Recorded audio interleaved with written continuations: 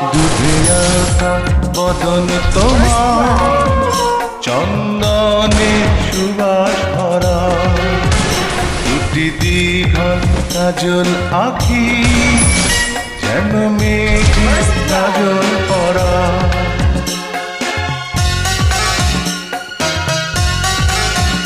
দুধে আলতা বদন তোমার, চন্দনে সুবাস ভরা, দুটি দীঘল কাজল আঁখি, যেন মেঘে কাজল পরা।